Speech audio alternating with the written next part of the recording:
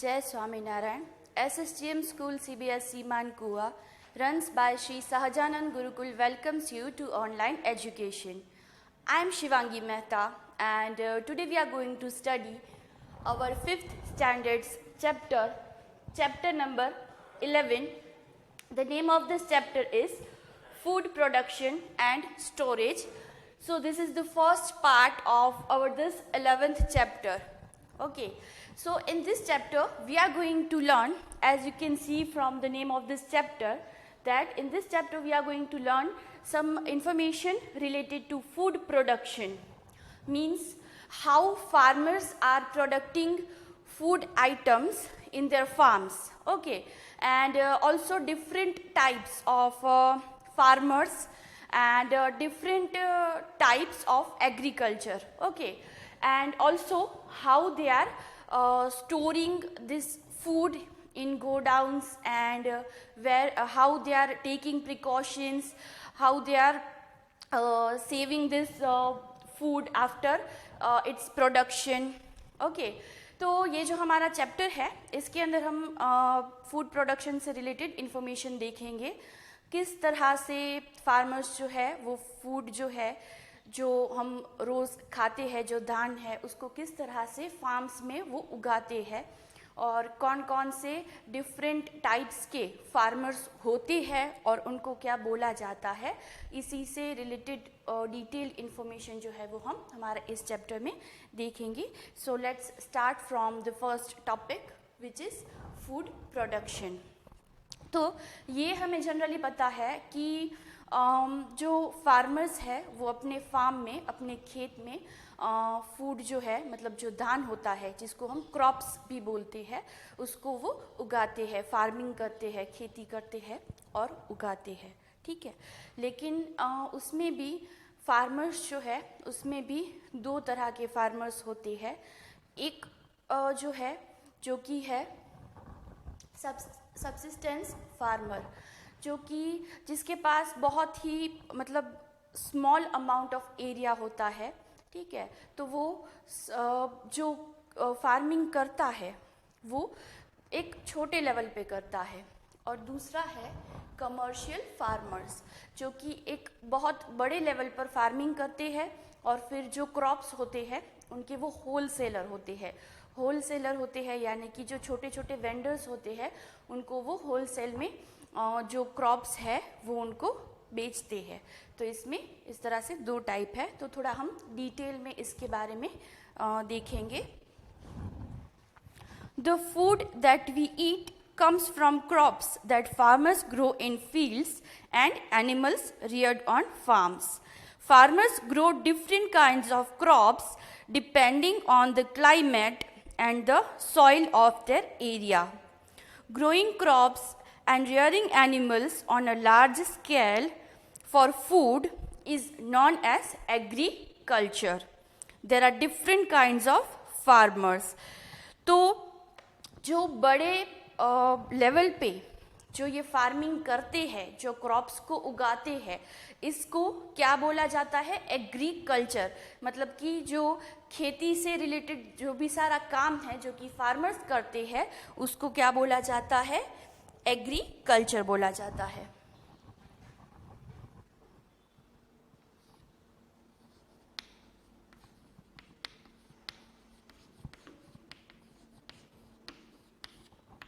Agriculture. Subsistence farmers are able to grow just enough crops to fulfill the needs of their household. They are often very poor and do not always manage to meet their family's needs. Commercial farmers, on the other hand, grow crops on a large scale which they sell in the wholesale markets or mandis for profit. They are able to produce large quantities of crops by using modern machineries and fertilizers. Certain crops like tobacco, cotton, and ground nuts are brought at high rates by factories for making different products like oil, cigarettes, fabrics etcetera. तो जैसे कि मैंने आपको starting में बताया कि जो subsistence farmers होते हैं वो एक छोटे लेवल पर जो फार्मिंग है, एग्रीकल्चर का काम है वो करते हैं। इसीलिए कभी कभी ऐसा भी होता है कि उससे जो उनको पैसे मिलते हैं वो इतने इनफ नहीं होते हैं जिससे वो अपनी फैमिली जो है उसकी जो मतलब ज़रूरतें हैं उसको वो पूरा कर सके। मतलब कि जनरली जो सबसिस्टेंस फार्मर होते हैं वो थोड़े पुअर होते हैं, गरीब होते हैं।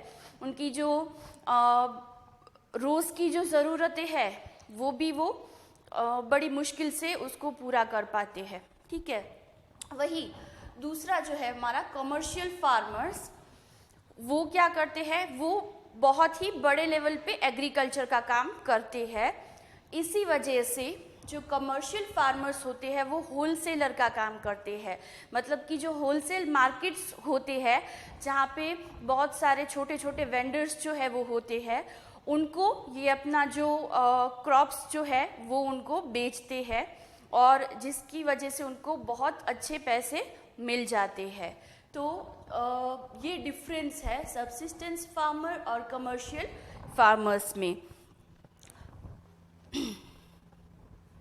कुछ ऐसे भी क्रॉप्स है जिसमें बहुत ज़्यादा फ़ायदा भी होता है और उसको बहुत बड़े अमाउंट में उसको उगा भी सकते हैं। यहाँ पे उसी के कुछ नाम दिए हैं। जनरली जो कमर्शियल फार्मर्स जो होते हैं वो क्या करते हैं, मॉडर्न टेक्निक्स जो है उसका यूज़ करते हैं। मतलब कि जो मॉडर्न मशीनरीज़ है, ज़्यादा से ज़्यादा मशीन का इस्तेमाल करते हैं। उससे क्या होता है कि उनकी कम समय के अंदर वो ज़्यादा से ज़्यादा क्रॉप्स जो है वो उगा सकते हैं और ज़्यादा उनको मेहनत भी नहीं लगती है क्योंकि सारे काम तो मशीन्स ही करते हैं।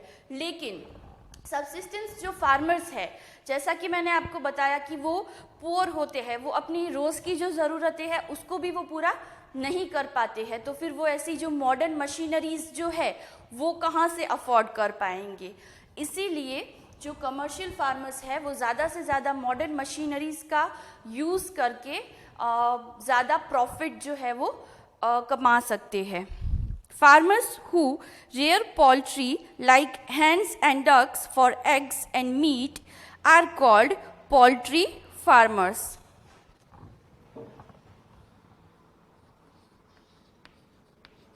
Poultry farmers.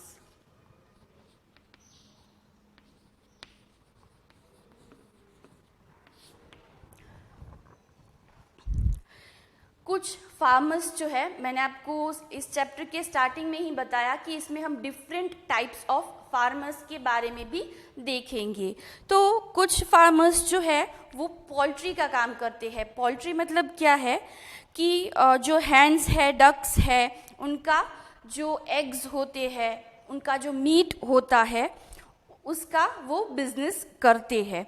तो इस तरह के जो फार्मर्स होते हैं वो अपने फार्म पे वो क्रॉप्स नहीं उगाते हैं, लेकिन वो क्या करते हैं, उनका जो फार्म होता है वहाँ पे ये सारे डक्स है और हैंस है, इन सभी को वो पालते हैं और फिर उनके जो अंडे होते हैं, उनके जो एग्स होते हैं उसको बेचकर उसमें से पैसे कमाते हैं। और ये जो हैंस होती है, जो मुर्गियाँ होती है, उनका मीट जो होता है वो बेचते हैं और उसी में से वो पैसे कमाते हैं। तो ऐसे जो फार्मर्स होते हैं उनको पोल्ट्री फार्मर्स बोला जाता है। वो फार्मिंग यानी कि जो एग्रीकल्चर से रिलेटेड है, ठीक है, जो क्रॉप्स उगाते हैं वो नहीं, लेकिन ये लोग क्या करते हैं, हैंड्स है और डक्स है, उन सभी को रखते हैं अपने फार्म्स पे और फिर उन्हीं में से पैसे कमाते हैं। Those who raise cows and buffaloes for milk, butter and cheese are called dairy farmers. ये हो गया फर्स्ट पोल्ट्री फार्मर। सेकेंड यहाँ पे हमें दिया है डेयरी फार्मर्स। कुछ फार्मर्स जो है वो अपने फार्म पे काऊ है, बफेलो है, गॉट है, इन सभी को रखते हैं और फिर उनका जो मिल्क होता है, उनका जो दूध होता है, उसको बेचकर ही वो पैसे कमाते हैं। तो ऐसे जो फार्मर्स हैं उनको डेयरी फार्मर्स बोला जाता है। और जनरली वो उनका मिल्क तो बेचते ही है, लेकिन उनके मिल्क में से जो मिल्क प्रोडक्ट्स बनते हैं जैसे कि बटर है, चीज़ है, ये सारी चीज़ें उसके मिल्क में से बनाकर भी वो लोग बेचते हैं और पैसे कमाते हैं।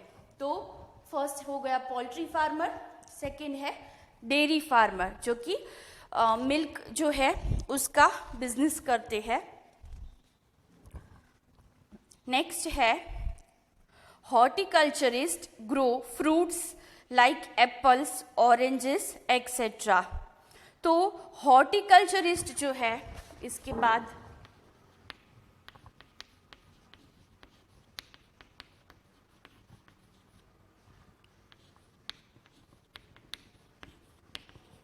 वो क्या करते हैं, फ्रूट्स जो है उसका फ्रूट्स को ग्रो करते हैं और फिर उसको बेचकर उसमें से पैसे कमाते हैं, तो उसको हॉर्टिकल्चरिस्ट बोला जाता है।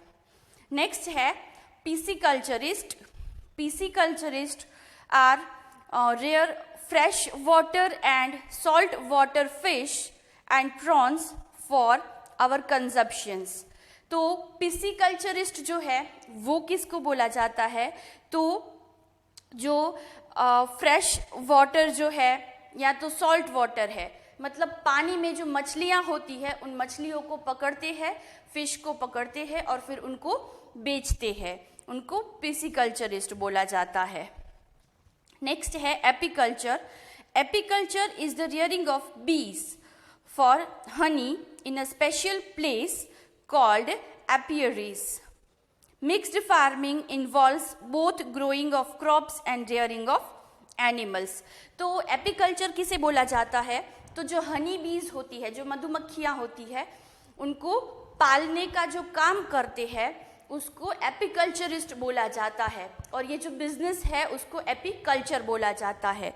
तो एपीकल्चरिस्ट क्या करता है, जो मधुमक्खियाँ होती है, हनी बीज होती है, उनको वो पालते हैं और फिर उनका हनी जो है वो बेचकर उसमें से पैसे कमाते हैं।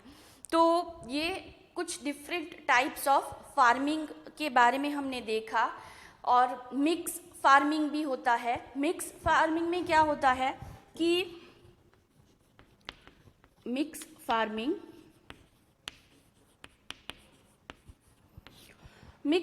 मतलब कि जो फार्मर्स होते हैं वो क्रॉप्स भी उगाते हैं और साथ ही साथ एनिमल्स को भी रखते हैं और उनका भी मतलब मिल्क प्रोडक्ट्स हो गया या एग्स हो गए वो बेचकर भी पैसे कमाते हैं। दोनों ही काम जो है वो साथ में करते हैं, उसको मिक्स फार्मिंग बोला जाता है। Okay, so after this we will move on to our next topic, which is how crops are grown.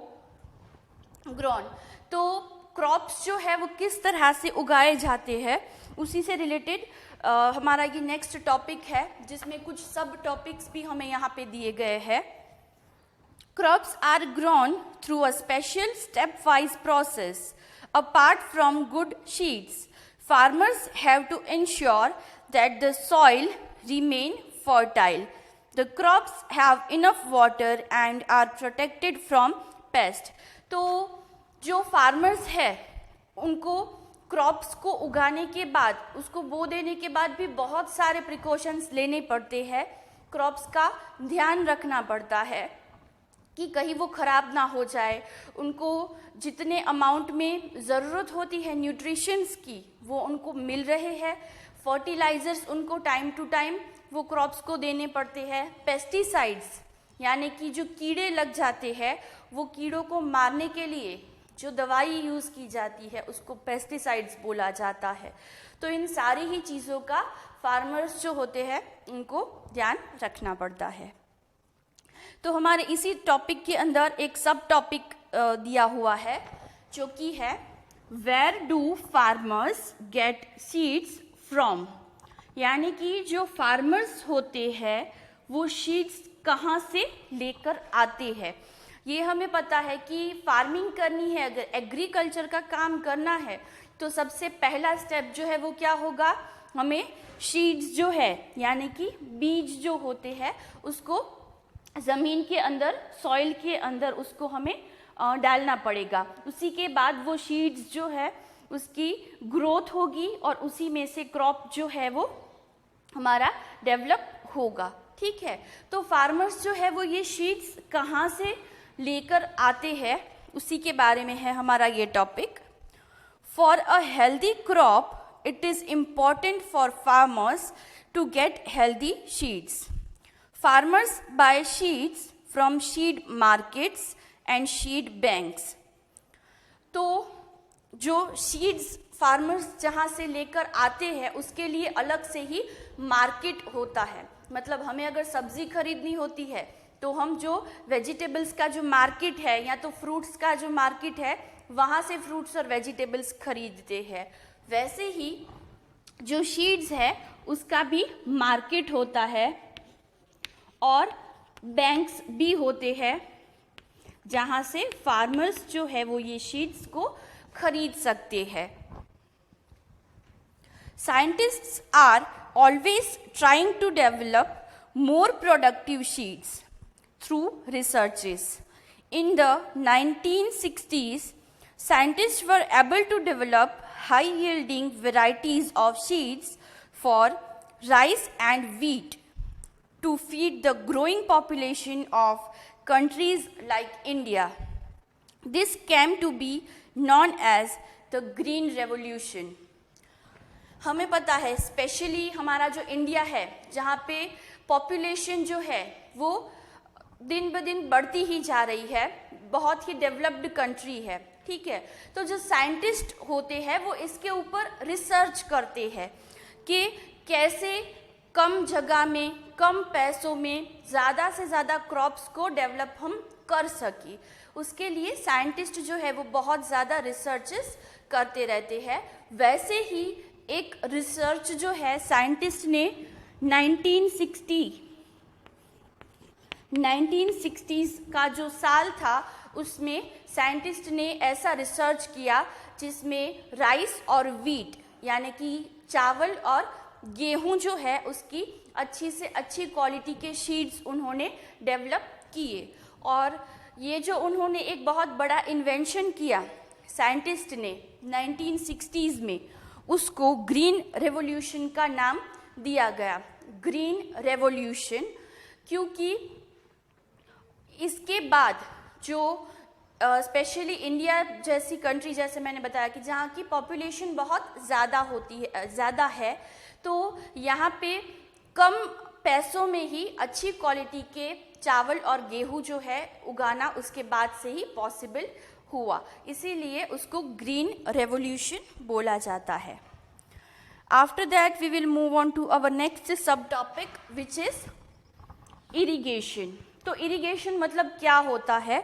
हमें पता है कि जो फार्मर्स होते हैं वो जो एग्रीकल्चर का काम करते हैं अपने फार्म में, उसके लिए क्रॉप्स जो है उसको मेंटेन करने के लिए पानी देना पड़ता है। ठीक है, ये पानी उनको कहाँ से मिलता है?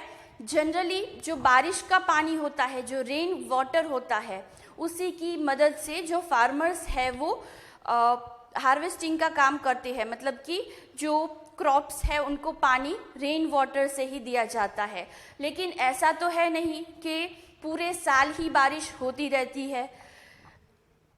2 या 3 महीने या ज़्यादा से ज़्यादा 4 महीने का ही समय है कि जब बारिश जो है वो होती है और जो क्रॉप्स है उनको रेन वाटर जो है वो मिलता है। तो बाकी के महीनों में जो फार्मर्स है वो फार्मिंग का काम कैसे करेंगे? क्योंकि पानी जो है, वाटर जो है वो बहुत ज़्यादा इम्पॉर्टेंट है फार्मिंग के लिए।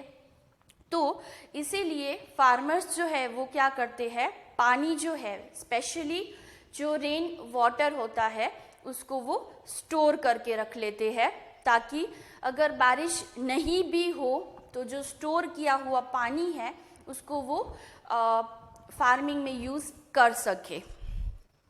तो ये जो मेथड है जिसमें रेन वाटर जो है उसको सेव करके रखा जाए और फिर जब भी क्रॉप्स को उसकी ज़रूरत हो तभी उनको वो प्रोवाइड करवाया जाए, इसको क्या बोलते हैं? इरिगेशन बोलते हैं। तो हम थोड़ा डिटेल में देखेंगे इरिगेशन के बारे में। Water is essential for the survival of crops.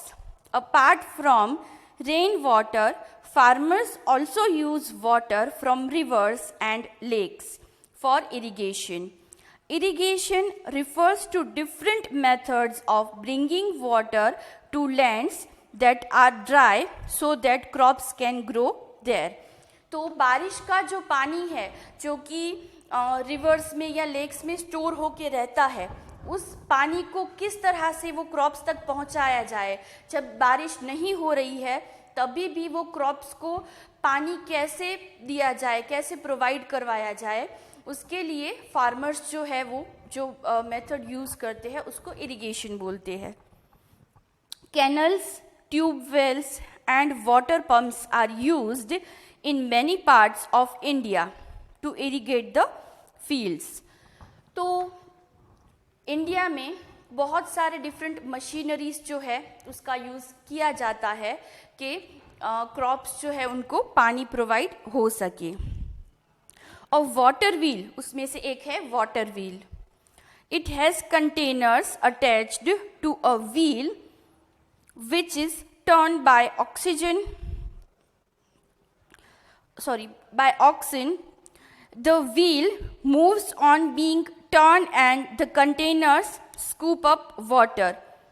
तो ये जो है वाटर व्हील करके एक इंस्ट्रूमेंट आता है जिसके अंदर छोटे छोटे कंटेनर्स लगे हुए होते हैं. वो कंटेनर्स जो है वो एक राउंड व्हील के अंदर लगाए जाते हैं और उसी के थ्रू पानी जो है वो प्लांट्स तक पहुंचाया जाता है. The bucket moves to pick up water and the stones help to lift the bucket when it is full. उसमें एक स्टोन लगाया जाता है और उसी के थ्रू बकेट्स जो है उसके अंदर पानी जो है वो फिल होता है. तो इस तरह से जो लेक्स है, रिवर्स है, उसमें से पानी जो है उसको क्रॉप्स तक, प्लांट्स तक पहुंचाया जाता है. After this we will move on to next sub topic which is fertilizers and pesticides. तो सबसे पहले तो मैं बताऊं फर्टिलाइजर्स क्या होता है. फर्टिलाइजर्स यानी कि जो क्रॉप्स है, जो या तो हम बोले जो सीड्स है जो सबसे पहले सॉइल के अंदर लगाए जाते हैं, उसकी ग्रोथ के लिए उसको कुछ न्यूट्रिशंस की ज़रूरत होती है. वो न्यूट्रिशंस उसको कहाँ से मिलेंगे? तो ये जो फर्टिलाइजर्स है वो उनकी वो डिमांड पूरी करते हैं. जो सीड्स है, जो क्रॉप्स है, उसकी ग्रोथ में उसकी हेल्प करते हैं और उसको जिस न्यूट्रिएंट्स की ज़रूरत होती है वो उसको फर्टिलाइजर्स में से ही मिलते हैं. और दूसरा है पेस्टिसाइड्स. तो आगे भी मैंने बताया पेस्टिसाइड्स मतलब कि ऐसी दवाई जिससे जो क्रॉप्स है उसके अंदर अगर कीड़े लग जाते हैं तो ये दवाई से वो कीड़ों को मार सकते हैं, वहाँ से हटा सकते हैं. उसको ऐसी दवाई को पेस्टिसाइड्स बोला जाता है. वरना अगर इन इंसेक्ट्स को ना हटाया जाए तो पूरा जो भी क्रॉप्स है वो खराब हो सकते हैं. प्लांट्स में अगर कीड़े लग जाए तो क्या होगा? वो कीड़े प्लांट्स को खा जाएंगे और फिर अनाज जो है वो उगेगा ही नहीं. तो इसीलिए प्लांट्स में इंसेक्ट्स ना आए, इसके लिए उसके ऊपर दवाई जो डालनी पड़ती है उसको पेस्टिसाइड्स बोला जाता है. तो थोड़ा डिटेल में हम देख लेते हैं. अ fertile soil has all the important nutrients for crops. Farmers ensure soil fertility by using manure and fertilizers. Organic manures come from farm animals and organic fertilizers are made of compost. तो इसमें दो तरह के fertilisers होते हैं. एक जिसके अंदर केमिकल्स डालकर बनाया जाता है और दूसरा जो है जो कि नेचुरल वे में, जिसको नेचुरल फर्टिलाइजर भी बोला जाता है. तो नेचुरल फर्टिलाइजर्स में क्या होता है, कुछ पेड़ के पत्ते हैं जो कि सूख के गिर गए हैं या तो फिर कोई एनिमल्स का जो डंग होता है उसमें से ही, गोबर जो होता है उसमें से ही ये नेचुरल फर्टिलाइजर्स जो है वो बनाए जाते हैं. Many farmers use chemical fertilizers too. और कुछ फार्मर्स ऐसे भी हैं जो कि केमिकल्स यूज़ करते हैं as a fertilizer. They also use chemical pesticides to kill pests which damage the crops. However, these chemical substances can be dangerous as they can affect the quality of the soil and kill other harmless plants as well. तो pesticides जो है वो कीड़ों को तो मार ही देते हैं, इंसेक्ट्स को तो मार ही देते हैं, लेकिन अगर उसका ज़्यादा अमाउंट में यूज़ किया जाए पेस्टिसाइड्स का तो उससे जो क्रॉप्स है, जो प्लांट्स है, उसको भी नुकसान पहुंच सकता है, या तो उससे जो प्लांट है उसको वो पूरी तरह से डिस्ट्रॉय भी हो सकता है. तो उसका भी ज़्यादा अमाउंट में यूज़ करना ठीक नहीं है. तो यहाँ पे हमारा ये फर्स्ट पार्ट जो है इस चैप्टर का वो कंप्लीट होता है. इसके बाद इसका सेकंड पार्ट जो है उसमें हम बाकी का जो आगे के टॉपिक्स है हमारा वो हम देखेंगे. And please like, share and subscribe our YouTube channel. Thank you. जय श्री स्वामीनारायण.